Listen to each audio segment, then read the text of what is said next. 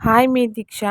जय आदिवासी सर्वांना. आज संडे असल्यामुळे आम्ही लेटच उठलो होतो. इथं मी बेडशीट व्यवस्थित करून घेतल्या आहेत दोघं दिवाणवरच्या आणि नक्षी अंघोळ झालेली आहे. आता तो बाहेर पतंग उडवायला जातो आहे.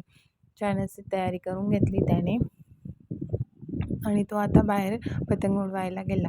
माझं किचन छान असं क्लीन करून झालेलं आहे आणि इशिका बाथरूममध्ये अंघोळीला गेलेली आहे. आता मी इशिकाची छान तयारी करून घेतली आणि तिच्या समोरचे केस लहान असल्यामुळे तिला 2 क्लिप लावून दिल्या दोघं साईडने आणि मी आता झाडू मारून घेत होती घराला.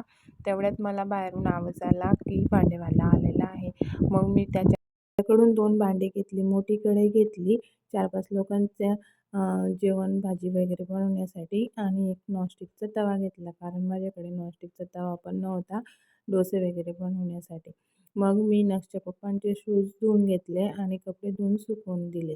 आज रविवार होता तर ते मटण घेऊन आलेले होते. मग मी मटणची काळ्या मसाल्याची छान अशी भाजी बनवली, भात आणि बाजरीच्या भाकरी बनवल्या. आम्ही सगळ्यांनी जेवण करून घेतलं. चला तर मग भेटूया पुढच्या व्हिडिओमध्ये. बाय.